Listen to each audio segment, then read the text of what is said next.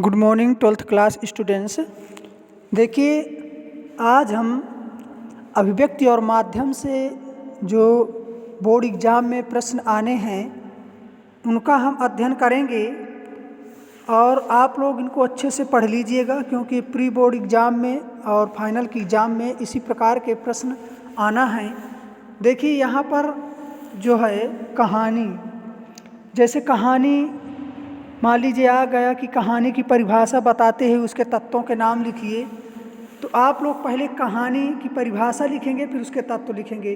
तो देखिए, यहाँ पर कहानी गद्य साहित्य की वह सबसे अधिक रोचक एवं लोकप्रिय विधा है। विधा आपको हमने पहले बताया था, नाटक, कहानी, उपन्यास, संस्मरण, ये सब जो है विधाएं होती हैं। जैसे कविता पद्य साहित्य है, कहानी गद्य साहित्य है। तो कहानी गद्य साहित्य की वह सबसे अधिक रोचक एवं लोकप्रिय विधा है जो जीवन के किसी विशेष पक्ष का मार्मिक, भावनात्मक और कलात्मक वर्णन करती है। मार्मिक मतलब हृदय को स्पर्श करने वाली ऐसी बातें जो मार्मिक उसको कहते हैं। हिंदी गद्य की वह विधा है जिसमें लेखक किसी घटना, पात्र अथवा समस्या का क्रमबद्ध ब्यौरा देता है, जिसे पढ़कर एक समन्वित प्रभाव उत्पन्न होता है, उसे कहानी कहते हैं। तो ये हो गई आपकी कहानी की परिभाषा, या कहानी किसे कहते हैं इसके बारे में। फिर कहानी के तत्व: कथा वस्तु, चरित्र चित्रण, कथोपकथन, देश काल, भाषा शैली, उद्देश्य, ये आपके जो है कहानी के तत्व हैं।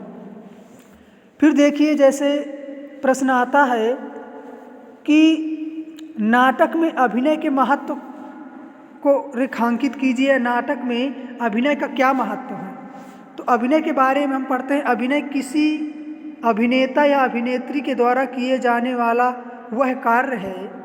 जो अभिनय किया जाता है तो किसी भी अभिनेता या अभिनेत्री के द्वारा किए जाने वाला वह कार्य है जिसके द्वारा वे किसी कथा को दर्शाते हैं, साधारणतया किसी पात्र के माध्यम से। किसी भी पात्र के माध्यम से वो जो है किसी कथा को दर्शाते हैं। अभिनय का उद्देश्य होता है किसी पद या शब्द के भाव को मुख्य अर्थ तक पहुंचा देना, अर्थात दर्शकों या सामाजिकों के हृदय में भाव या अर्थ से अभिभूत करना। तो ये हो गया आपका अभिनय। नाटक देखिए, संवाद। नाटक में जो संवाद है, नाटक में नाटककार के पास अपनी ओर से कहने का जो अवकाश नहीं रहता है, वह संवादों द्वारा ही वस्तु का उद्घाटन तथा पात्रों के चरित्र का विकास करता है। अतः इसके संवाद सरल, सुबोध, स्वाभाविक तथा पात्र अनुकूल होने चाहिए। इस प्रकार से संवाद और नाटक में भी आपको बता दिया गया। फिर इसके आगे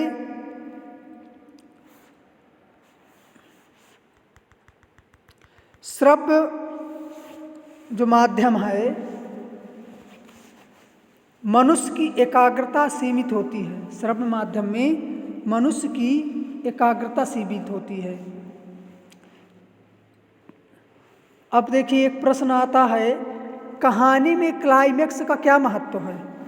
जब ऐसे प्रश्न आ जाए कि कहानी में क्लाइमैक्स का क्या महत्व है, तो चरम उत्कर्ष या क्लाइमैक्स कहानी का अंतिम तत्व होता है। क्लाइमैक्स का मतलब होता है चरम उत्कर्ष, कहानी का अंतिम तत्व होता है। इसमें कहानी के उद्देश्य की अभिव्यक्ति होती है।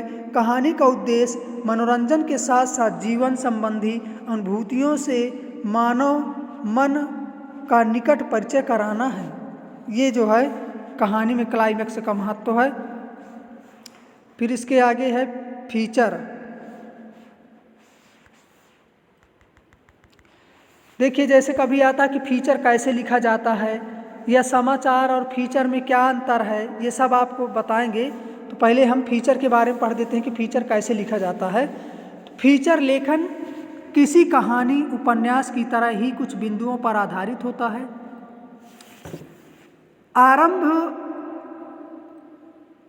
मध्य, चरम,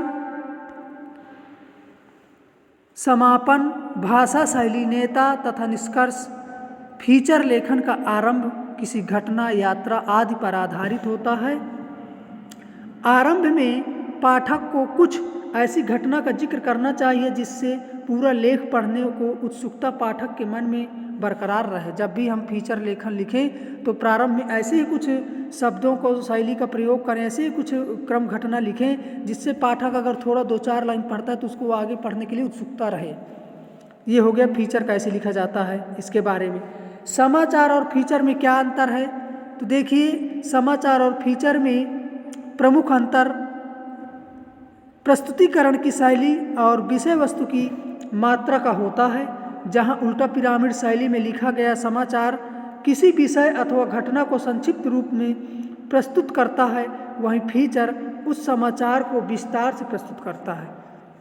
तो समाचार और फीचर में बस यही अंतर है कि देखिए, जो समाचार होता है वो उल्टा पिरामिड शैली में लिखा जाता है और घटना को संक्षिप्त रूप में प्रस्तुत करता है, वहीं फीचर समाचार को विस्तार रूप देता है। ये समाचार और फीचर में अंतर है।